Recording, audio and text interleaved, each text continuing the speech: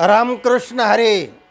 सज्जन हो, आज आपणा पुढे श्री दत्तात्रयांचे 24 गुरु असा भाग सादर करणार आहे. मनाचे कान करून ऐका. मनुष्याला दोन प्रकारचे गुरु असतात.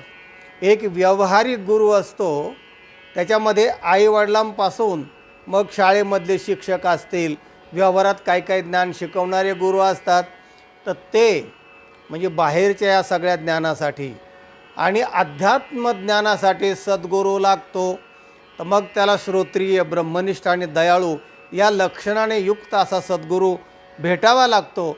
आणि मग त्याचं दोन्ही अंग आध्यात्मिक आणि भौतिक संपन्न होतात आणि मग तो खऱ्या अर्थाने परिपूर्ण होतो. एवढंच नाही तर तो देवत्वाला जातो. अशा प्रकारचं देवत्व भगवान दत्तात्रयांना कसं प्राप्त झालं, तो आजचा हा महत्त्वाचा भाग आहे. यदुराजाने अवधूत दत्तात्रयांना प्रश्न विचारला की भगवान, आपणाला देवत्व कशाने प्राप्त झालं? भगवान दत्तात्रयांनी सांगितलं, राजा, मला या जगतामध्ये 24 गुरु करावे लागले. म्हणजे 24 गुरूंकडून मी तत्त्व घेतले. अगोदर जाणलं त्यांना, त्यांचं तत्त्व जे मला आवश्यक होतं, जे शक्य आणि योग्य वाटलं, ते तत्त्व मी घेतलं. आणि असे तत्त्व घेतल्यानंतर मी ते साठवले आणि ते माझ्या अंतःकरणामध्ये विकसित केले आणि त्यामुळे मला हे देवत्व प्राप्त झालेलं आहे.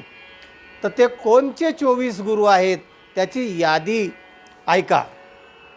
पहिला आहे पृथ्वी, वायू, आकाश, अग्नी, चंद्र, सूर्य, कबूतर, अजगर, समुद्र, पतंग, भ्रमर, हत्ती, हरिण, मासा, पिंगला, वेश्या, पुरर पक्षी, बालक, कुमारिका, बाण करणारा लोहार, सर्प, कातीन, कुंभारीण माशी आणि 24वा नरदेह. सगळ्यात महत्त्वाचा हा आहे नरदेह. कारण नरदेहामध्ये ज्ञान प्राप्त करता येतं. मनुष्याला काय काय कशात आहे ते जाणता येतं, ते घेता येतं, साठवता येतं आणि ते विकसित करून देवत्वाला जाता येतं. नर का नारायण बन जाय, नर करणी करे तो नर का नारायण होता येतं. असा हा मनुष्य जन्माचा महत्त्वाचा भाग आहे. आणि म्हणून भागवतकार सांगतात, 24 गुरूंचा हे गुरु, हा नरदेह लाधला सधरो, या कारणे मुख्य गुरु नरदेहची गा उद्धवा. भगवान म्हणतात, उद्धवा, मुख्य गुरु आहे तो नरदेह. नरदेहामध्ये क्षमत्व आहे, ममत्व आहे आणि ग्रहण शक्ती आहे, धारणा शक्ती आहे आणि विकास करण्याची क्षमता आहे. आणि म्हणून नरदेह हा मुख्य गुरु आहे असं उद्धवाला सांगतात.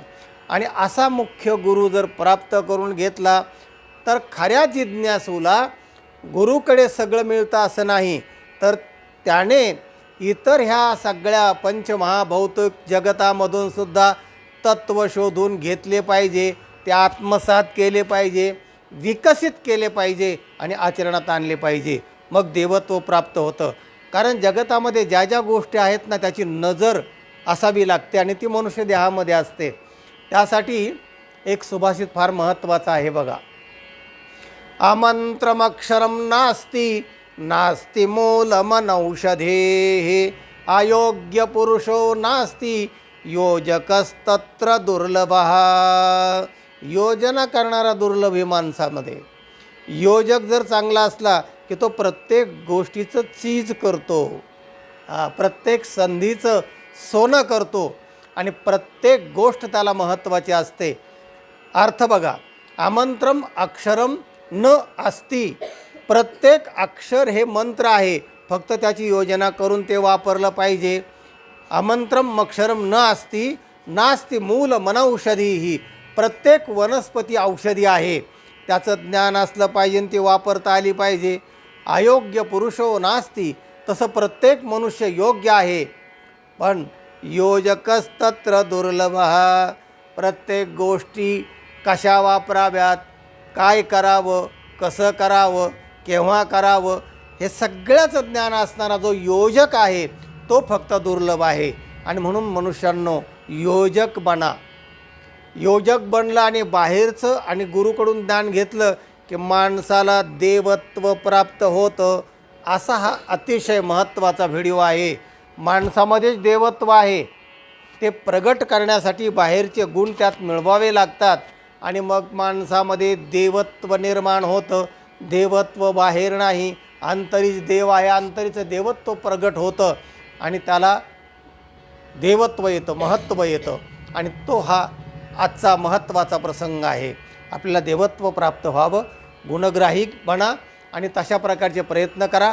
आपलाही देह आनंदमय मंगलमय होईल, आपला उद्देश पूर्ण होईल आणि आपल्याला देवत्व प्राप्त करण्यासाठी आपण तसा प्रयत्न करावा.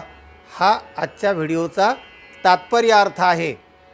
हा व्हिडिओ इतरांना पाठवा, लाईक करा आणि चॅनलला ज्यांनी सबस्क्राईब केलेलं नाही कृपया त्यांनी चॅनलला सबस्क्राईब करा, म्हणजे सभासद बना आणि हे ज्ञान सतत ऐकत राहा. आपणही ज्ञानाने समृद्ध व्हाल. रामकृष्ण हरी.